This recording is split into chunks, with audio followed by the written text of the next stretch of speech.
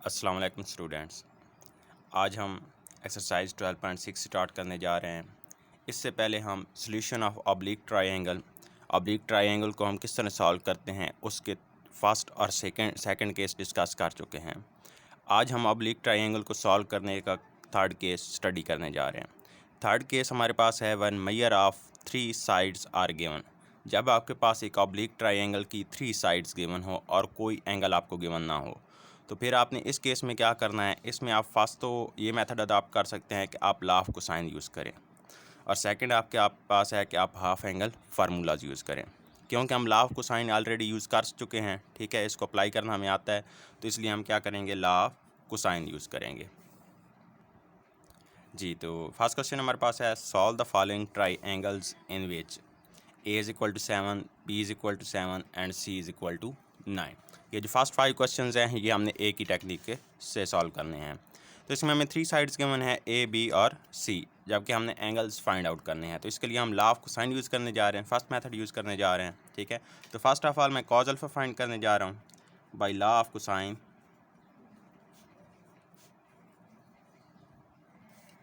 जी, A² = B² + C² - 2BC cos alpha.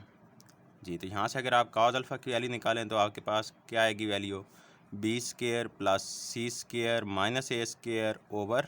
A²/2BC। Okay, तो यहाँ से हमारे पास ये कॉज अल्फ़ा की वैल्यू आ गई है।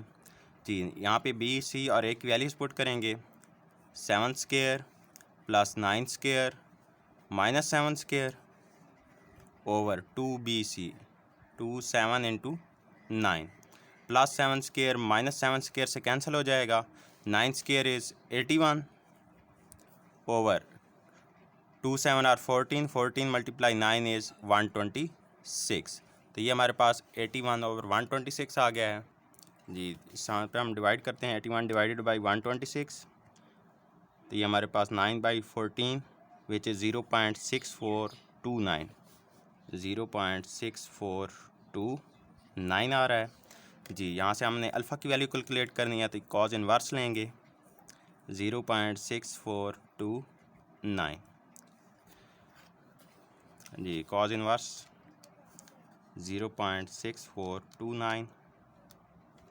जी, ये आपका आ रहा है जवाब पॉइंट में, तो आपने इसे कन्वर्ट करना है डिग्री फॉर्म में, ठीक है। तो डिग्री फॉर्म में ये आपका आ रहा है 49 डिग्री 59 मिनट, 49 डिग्री 59 मिनट, ठीक है। जब भी आपने कॉज इनवर्स लेना है तो आपने एंगल में इसको लेके जाना है, डिग्री मिनट की फॉर्म में लेके जाना है, ठीक है।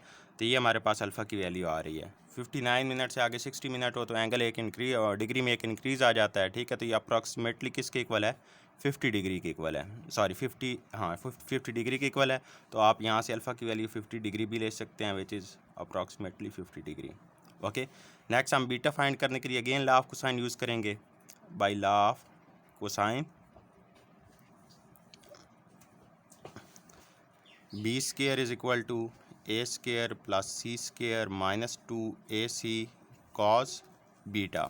यहाँ से आपके पास cos बीटा की वैल्यू क्या आएगी, A² + C² - B² over 2AC, ठीक है। यहाँ पे हम वैल्यूज़ पुट करेंगे और इसको सिंप्लीफाई करके cos बीटा की वैल्यू निकालेंगे। जी, तो यहाँ पे मैंने वैल्यूज़ पुट कर दी हैं। +7² - 7² से कैंसिल, 9² इज़ 81, 2 × 7 इज़ 14, 14 × 9 इज़ 126। तो अब ये आपके पास सेम वही आ रहा है, ठीक है, विच इज़ 0.6429। जी, यहाँ से बीटा की वैल्यू निकालने के लिए कॉस को इस साइड पे शिफ्ट करेंगे, तो ये कॉस इनवर्स 0.6429। ये अगेन आपके पास सिंपल वही उसी प्रोसीडिंग से आपके पास 49 डिग्री 59 मिनट आएगा। ओके जी, 49 degree 59 minute is approximately equal to 50 degree. Okay, तो आप यहाँ से बीटा की वैल्यू 50 डिग्री भी ले सकते हैं। ओके, तो ये हमारे पास बीटा की वैल्यू आ गई है। अब गैमा की वैल्यू फाइंड आउट करने के लिए हम यूज़ करेंगे since alpha plus beta plus gamma is equal to 180 degree. तो यहाँ से हमारे पास gamma is equal to 180 degree minus alpha minus beta, values put करेंगे 180 डिग्री माइनस अल्फ़ा की वैल्यू 50 डिग्री, बीटा की वैल्यू भी 50 डिग्री है, तो यहाँ से हमारे पास गैमा की वैल्यू क्या आ जाएगी 80 डिग्री। ओके, तो जो हमारे पास रिमेनिंग 3 एंगल्स थे उनकी हमने वैल्यूज़ फाइंड आउट कर ली हैं। वैसे भी हमारे पास जो क्वेश्चन है उससे भी हमें पता चल रहा है कि हमारे पास 2 एंगल्स सेम आएंगे। क्वेश्चन से हमें कैसे पता चल रहा है, क्योंकि हमारे पास जो 2 साइड्स हैं ए और बी, इनकी जो वैल्यूज़ हैं वो सेम है। जब 2 साइड्स इक्वल होती हैं तो आपके पास 2 एंगल्स भी इक्वल होते हैं। ठीक है, आपके पास नेक्स्ट क्वेश्चन नंबर 2, 3, 4, 5 ये आपने इसी प्रोसीजर से सॉल्व करने हैं। आप first of all law of cosine apply करेंगे। ठीक है, यहाँ से आप जो इसका फर्स्ट केस यूज़ करेंगे और कॉज अल्फ़ा की वैल्यू निकालेंगे, यहाँ से आपको एंगल अल्फ़ा मिल जाएगा। ठीक है, फिर आप कॉज बीटा की वैल्यू निकालने के लिए again law of cosine use करेंगे। ठीक है, तो यहाँ से आपको कॉज बीटा की वैल्यू मिलेगी, फिर आप यहाँ से बीटा कैलकुलेट कर लेंगे कॉज इन्वर्स लेने से। ठीक है, जब भी आपने कॉज इन्वर्स लेना है तो आपने एंगल को डिग्री और मिनट फॉर्म में लेके जाना है। ठीक है, नेक्स्ट आप ये यूज़ करेंगे कंडीशन और यहाँ से आपको गैमा की वैल्यू मिल जाएगी। ठीक है, नेक्स्ट क्वेश्चन आप सिंपल इसी प्रोसीजर से सॉल्व कर सकते हैं। जी, नेक्स्ट आपके पास क्वेश्चन नंबर 6 है, find the smallest angle of the triangle A B C when A is equal to 37.34, B is equal to 3.24 and C is equal to 35.06। तो यहाँ से हमने स्मॉलेस्ट एंगल फाइंड करना है। तो सबसे तो पहले हमें ये पता होना चाहिए कि यहाँ पे स्मॉलेस्ट एंगल कौन सा होगा, अल्फ़ा होगा, बीटा होगा या फिर गैमा होगा। तो आइए देखते हैं। Here B is less than A, जो बी की वैल्यू है लेस देन ए है, और and also B is less than C, B जो है वो सी से भी लेस है। तो यहाँ पे जो बी है वो इन दोनों से लेस है। ठीक है, सो बी इज़ स्मॉलेस्ट साइड। तो यहाँ से हमें पता चल गया कि हमारे पास स्मॉलेस्ट साइड बी है। So beta is the smallest angle. तो बी से के ऑपोजिट जो एंगल होता है वो हमारे पास स्मॉलेस्ट एंगल होगा। ठीक है, ये हम कैसे देख सकते हैं, अगर मैं यहाँ पे एक ट्रायंगल ड्रा करूँ। ठीक है, लेट्स से ये हमारे पास ट्रायंगल है ए बी और सी। ये ए के साथ एंगल अल्फ़ा, बी के साथ बीटा और सी के साथ गैमा एंगल होगा। ए के सामने साइड ए, बी के सामने साइड बी और सी के सामने साइड सी होगी। अब अगर आप यहाँ पे ऑब्ज़र्व करें, ठीक है, ये बीटा के सामने ये साइड बी ऑपोजिट है।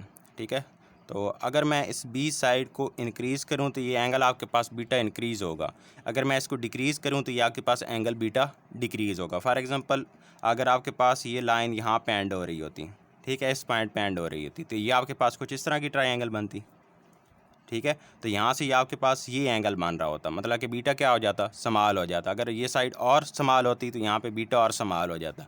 अगर इस साइड को इंक्रीज़ करेंगे तो बीटा भी क्या होगा, इंक्रीज़ होगा। मतलब कि साइड पे डिपेंड कर रहा होता है कि अगर साइड समाल होगी तो एंगल भी उसका जो अपोजिट एंगल है वो समाल होगा। अगर जो साइड है वो लार्जर है तो उसके जो अपोजिट एंगल है वो लार्जर होगा। ठीक है, तो इसी चीज़ को देखते हुए हम यहाँ पे कह सकते हैं क्योंकि बी जो है वो स्मॉलेस्ट साइड है तो इसलिए जो इसका अपोजिट एंगल बीटा होता है वो स्मॉलेस्ट एंगल होता है। ठीक है, तो अब हम यहाँ पे एंगल बीटा फाइंड आउट करने जा रहे हैं by using law of cosine. Now by law of cosine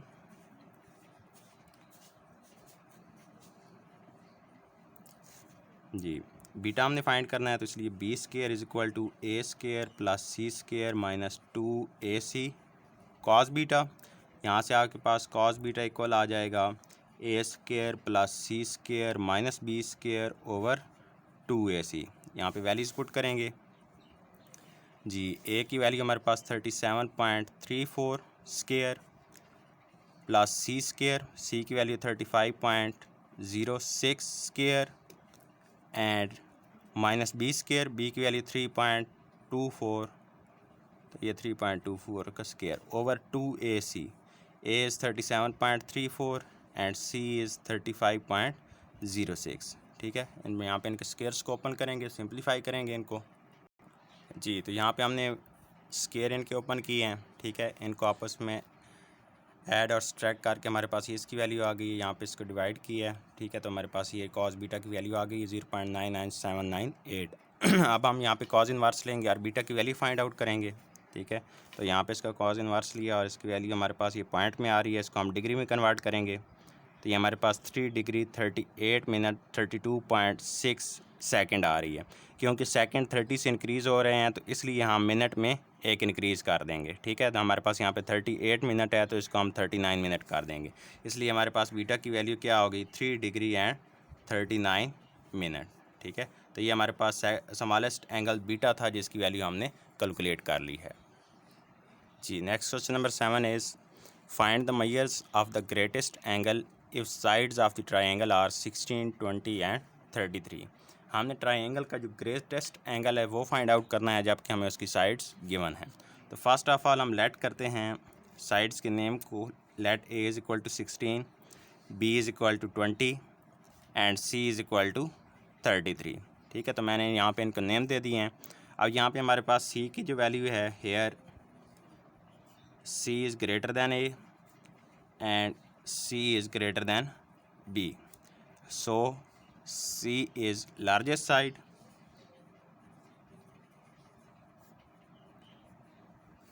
hence जी C के opposite angle gamma होता है, hence gamma will be the greatest angle.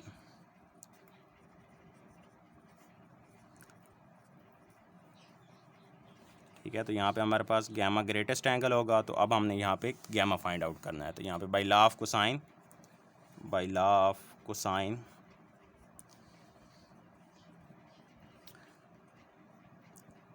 C square is equal to A square plus B square minus 2ab cos gamma. यहाँ से हमारे पास cos gamma की value क्या आ जाएगी, A square plus B square minus C square over 2ab। यहाँ पे इनकी वैल्यूज पुट करेंगे जी। ए की वैल्यू हमारे पास 16, ये 16 square plus 20 square minus 33 square over 2 into 16 into 20, okay. 16 square is 256, 20 square is 400 and 33 square is 1089 जी। 32 मल्टीप्लाई 20 640 जी। यहाँ पे इनको सिंप्लीफाई करते हैं। ये हमारे पास 656 आएगा, 656 माइनस 1089 जी। तो ये हमारे पास -433 आ रहा है ओवर 640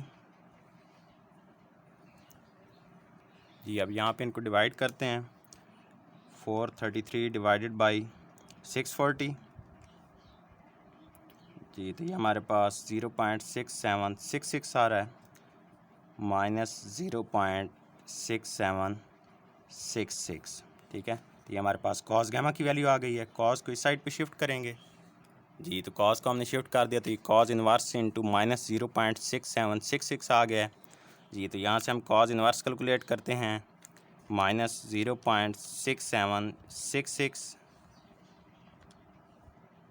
जी। तो ये हमारे पास पॉइंट में आ रहा है, इसको डिग्री मिनट में कन्वर्ट करेंगे तो ये हमारे पास 132 डिग्री 34 मिनट एंड 42.68 सेकंड आ रहा है।